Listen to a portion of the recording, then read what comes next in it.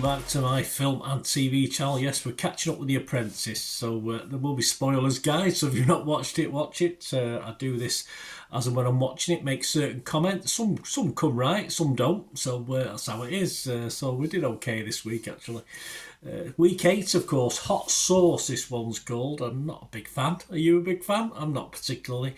Of course, we've got 4 boys and 6 girls fighting it out now for Sugar's 250,000. And to avoid that dreaded finger, although we'll be lucky to have 5 left for the interview week, won't we, at this rate, is the way he's getting rid of them. A couple last week, and of course, yes, a couple this week. As I said, the spoilers on this, guys, so, you probably know that anyway. Last week, of course, a double finger point went to Fred and Kia. Fred, the one that certainly looked the part, but generally didn't deliver. But you could probably say that about all these at the moment. So no one really outstanding, and of course, Sugar summarised that later on. We had my top 10 last week with 5 of the girls making up my top 5.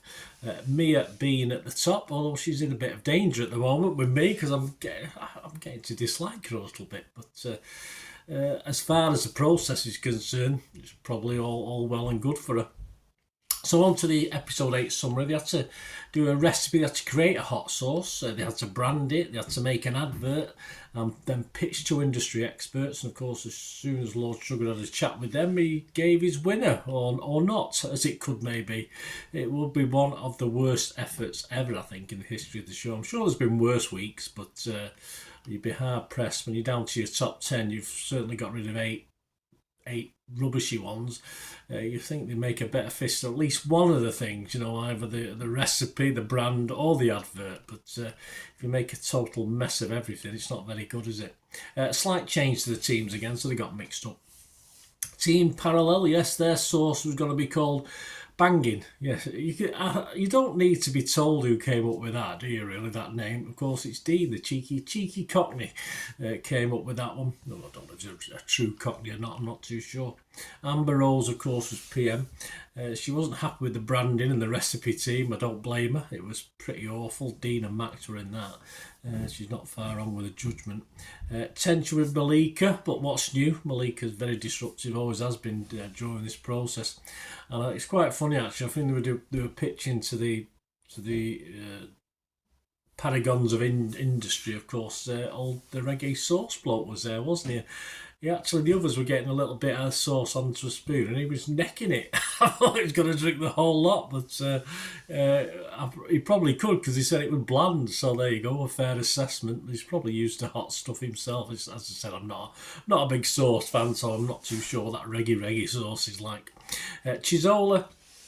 Yeah, she sort of was quite happy to go on this breaking out of prison for the advert. I mean, it sounds interesting, but I mean, the whole idea of this sauce was to go the gourmet route. I have no idea what prison and gourmet sauce, what the links are. I mean, I just find it very odd, the decision to do the prison element of it. But as I say, none of them made a good decision this week. Dean doesn't like a fiery sauce. I don't blame you, mate. He didn't want to be sub-team leader either. He admitted it. I accepted it when I had kids, but I'm not going to do this one. Of course, was he after an easy week?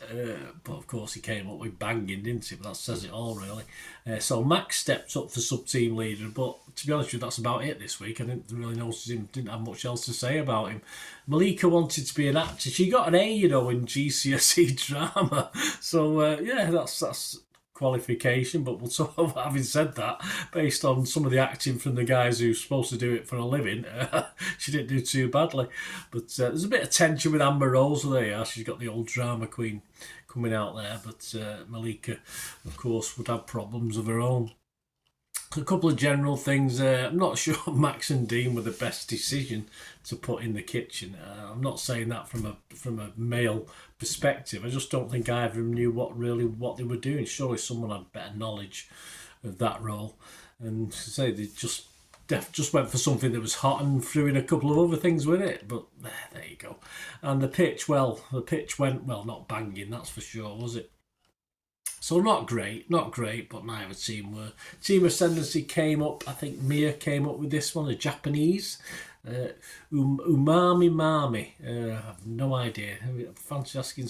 Then again, you don't have to ask for stuff in shops, do you? Just go and pick it. But yeah, can I have a bottle of umami mami, please? Yeah, sounds odd. And Issa lost out on PM despite, of course, experience, which seemed a bit odd for me. They went, but Mia's so powerful, isn't she? Everyone sort of bows over to her. Mia softened her up though by making her the sub team leader, which was good PMing, and of course good because she was supposed to be good in the kitchen. She sounded as though she knew what she was doing, certainly in the kitchen. Jordan looked on blindly and sort of agreed with everything she said, and she was really in her element. Sadly, the concoctions were not good, and they ended up running out of time because they just couldn't find anything that Jordan liked, basically. Emma was certainly not in Mia's good books today. She looked a bit sulky, Emma, and of course there'll be more on her later on as well. Jordan didn't like the sauces, but apart from that, contributed the square root of bugger all, I think, this week. Liam was unhappy with the sub team. He's possibly right, but not sure what he did apart from lick a plate. I have no idea, and his acting was awful anyway. Mia got the PM role, of course. She wasn't happy with Emma's input, no surprise. And she had to come up. We'll talk about this bottle of sauce in a minute. She had to come up with someone licking an empty plate because he didn't have a bottle of sauce. But she did. Interesting enough, she's got an ally, hasn't she? She's got an ally, Mia. As I say, I have liked her so far. I'm getting not to like her too much, but of course Karen likes her. Well, again, we'll talk on that in a minute. And yeah, I just can't understand this sauce bottle for the ad. Of course, the branding isn't done when they're doing the advert, so they have to add that as an add-on, the label, as it is. But why did they have to have it? Couldn't they just nip next door or nicked a bottle of sauce off someone and rip the label off and use that? I don't understand, just off even a bottle of ketchup. I don't understand why they couldn't put a sauce bottle on. It didn't have to be the proper thing because they certainly didn't have the branding for it. So I'm just a bit confused. Am I missing something on that one? I don't know. Why can't they just use any bottle, or is that just me thinking you're stupid? Why don't you could use anything? It doesn't matter. It could be tomatoes, a bit of chutney. It doesn't matter. A chutney bottle. Just nick something and use it. That would have been cleverer, wouldn't it? But I say I might be missing something there. You let me know, guys, if I am. And as I say, because the brand, they certainly didn't have the label on the bottle they used in the others advert either, because they didn't have it at that stage. So it's just a bit odd for me. I don't understand that way. That one. Anyway, it was asked by the panel, and Mia spouted some not so hot explanation as to why we didn't, rather than admit she did wrong. I mean, sometimes it's just right to admit it, because they can see through bullshit basically. So I don't understand. Mia just waffled on a little bit. She wasn't very good at that, and they couldn't get the thing out of the bottle in the first place because it was rock solid. Old Levi was wanting a pair of boxing gloves, apparently, probably to smack him one. I don't know, not to hit the bottle. So it wasn't good, was it? I don't think there's any there's no positives at all in anything. So I was sort of thinking, who the hell's going to win this? And of course, when Lord Sugar starts talking, there's a twist in the tail, obviously. Not a twist in the bottle, a twist in the tail. So generally, when we got to the boardroom, it was just two awful performances, which show the quality of this lot, I said at the time, before I knew what was going to go on. Both ads were pretty awful. And I do feel sorry though for is it parallel with the prison advert? That actor, I mean, he's not an actor, surely. He's just somebody they dragged off the street. He was absolute rubbish. He might do all right in EastEnders, but not in that. He was shocking. So I do feel sorry that they're given that the pool of talent they had to use. But there you go. I did say, as Lord Sugar started to talk, that I won't be surprised if he says there's no winner with this. And of course, that was the decision at the time. No wonder. At least the cafe made a few extra quid, didn't they, from having both teams there? So they did all right. So it was all back, of course. So we ended up with two final threes this week. Amber Rose, Malika and Dean on one side, and Mia, Anissa and Emma. The other four very lucky to go back to the house before Lord Sugar can do the damage. Of course, one in each team to go, he told us that. Interesting enough, Karen likes Mia. Perhaps she sees a lot of herself in Mia. I'm not too sure. She's quite a hard-nosed businesswoman, isn't she? I mean that in a positive way for Karen, although she's not my favourite, I must admit. I like Tim though. He likes Anissa, and I like Anissa actually, although she made a bit of a cod's ear, dog's ear of it today. But he likes Anissa, Tim. They mustn't have tasted the sauce. That was probably why. Emma is in trouble, of course. Very quickly, we sort of suss that out, and then she goes. A little bit about Emma, of course, in the preview show. She loves the glasses look. Yeah, I think they suited her. She's a regular at the gym. She's an idea for a healthy takeaway coffee. She tried to tell Lord Sugar that in the boardroom. He said, "No, I'm not talking that here now. It's nothing to do with what your proposal is." She loves her Excel sheet colour coding. Don't we all? Whatever that is. Also takes part in many sip and paint sessions. I have no idea. It sounds good. Is that where you get gradually more drunk as you drink, as you're painting? I don't know. But anyway, she'll have plenty more time to get back to that now, won't she? Of course, Malika was asked who she wanted to go, and she said, of course, she'll sack both Dean and Amber. So Amber Rose. So it would have been fun back in the house later. Unfortunately, we didn't get that because Malika is in trouble and she's gone. Malika Mashiri, her name. She can pilot planes like Lord Sugar.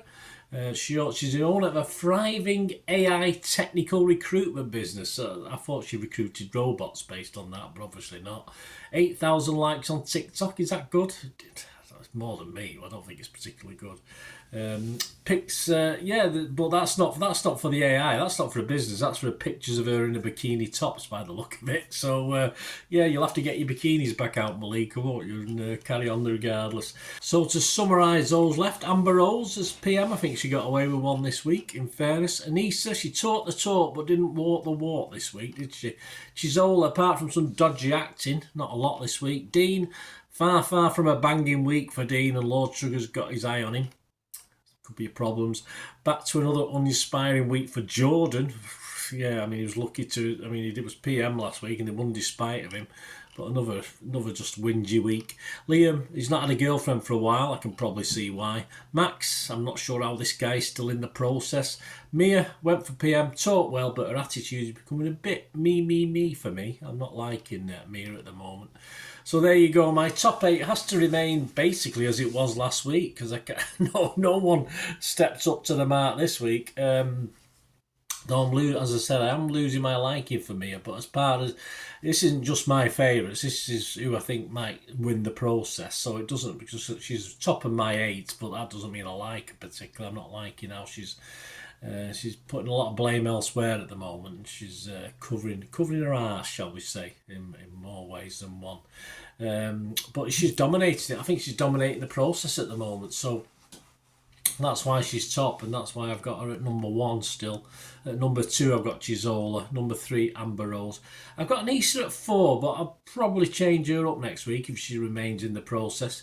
And then the 4 lads up the rear, of course. Dean, Jordan, Liam and Max at 5, 6, 7 and 8, but there's not a lot between them, in fairness. No, not a lot between them. They're all probably joint 5th or joint 8th, which way anyway you look at it. A couple of sugar one-liners. Red Hot Banging might be one of those late night channels, yes, and we see what Lord Sugar watches at night. And less Tabasco, more Fiasco. I like that, that's my favourite probably. So next week, yes, we've got the shopping channel challenge, haven't we? So it's got a picture, I think they showed a little touch of it, didn't they? You got Lord Sugar. Of course, it's a bit like Gogglebox, sat there watching it with someone else. I didn't see who he was watching it with, but I'll have to go back. It must be someone I know. So anyway, so that should be quite fun. It's usually good fun, isn't it? The shopping channel challenge. So we'll see that next week. Let us know your thoughts, guys. Let us know your favourites. Do you agree with me on Mia? Still, he's probably the one who's leading, as I say. Although from a personality point of view, I am growing a little bit to dislike her a little bit. Just a face as well. I don't think she very rarely smiles, does she? Let's be honest about it. Certainly not in this process. But it's about work, isn't it? It's about winning £250,000. So I suppose you can smile later on, can't you? So join me next week for that, and let us know your comments on this week. It'd be great to hear them. If you like what I try and do on the channel, it's usually movie and TV reviews as well as my football stuff, of course. So if you like what I try and do, you want to try and support me in any way, there are sort of ways of doing that. It doesn't particularly cost you anything, just a bit of your time. So if you want to do that for me, all I ever ask is you keep watching and listening. ways to help me out, guys. If you watch the ads, if the ads on this YouTube ads, that helps in a very little way, but it all helps. It all, you know, watch the pennies and pounds look after themselves, they say, don't they? Or the pennies or the 10p's look after themselves. But if you watch the ads or follow the links on the ads as well, that's always a nice way to support the channel. If you sort of hang on for it, I've done that. I watched other people's and followed the ads, something I fancied, which does happen from time to time. Of course, you can support me by pushing that subscribe button as mentioned earlier, and that's of course pressing the button so you know when these vlogs are coming out. And of course, I'm always interested in your opinions, and of course, if you can give us a like, that'd be wonderful as well. So thanks for watching, guys. Hopefully I'll join you very, very soon with something else. Until we meet again, I'll never ask one thing, don't I? Please stay safe, everyone. Bye for now.